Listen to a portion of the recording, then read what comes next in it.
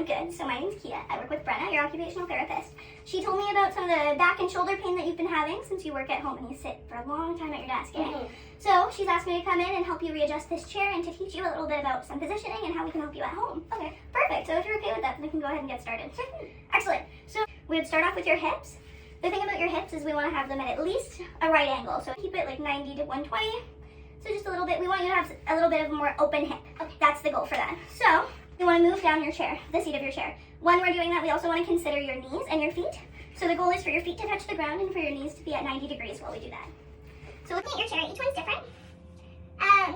This chair, to move it down, it's the bar in the middle. So for the bar in the middle, you're just going to pull it up, and then when your feet hit flat on the ground, your knees are bent to a right angle. Good, and your hip is just even like that, just at neutral. That's perfect. So that's about the height that you want it. You want to make sure that you feel that your hips are neutral and that you can lean back a little bit, and that you have like nice supported feet on the ground.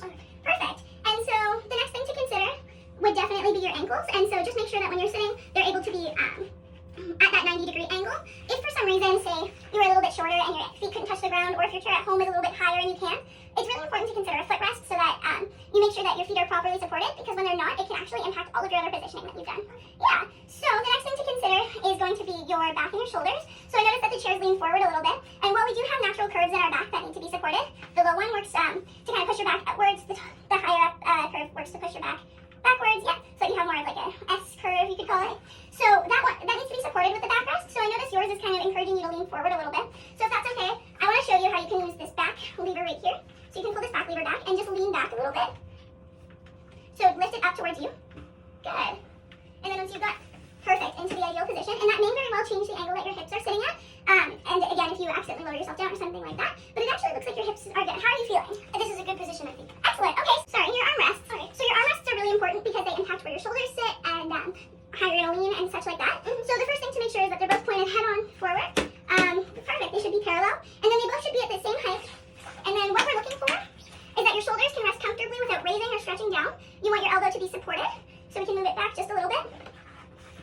Okay, that's as much as it goes, and that's okay. And we want at least a 90-degree here, maybe a little bit more like you have here up to 110 or 120. And then on the other side as well, we want to make sure that that matches up both in the height and in how your joints are positioned. Yeah. That's excellent. And so you also want to consider your wrists and how they're positioned. You want to make sure that they have support. If you're extended out to a desk, you want to make sure that they're kind of neutral and they're not bent upwards or bent downwards. Okay. Perfect. And then when you're sitting in a chair, you want to make sure that the backrest can go up to at least your shoulder blades. And that it encourages, like I said, a curved and supported back and not a flat back against the wall. As well, you want to make sure that your shoulders, like I said, they're supported. If they're up like that, you can get really, really sore and it can impact your performance over time.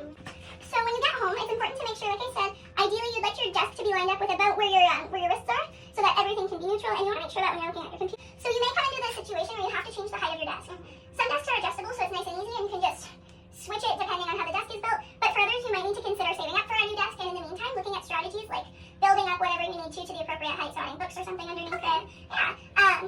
Every 20 to 30 minutes, you're standing up or you're changing your position for at least 2 minutes.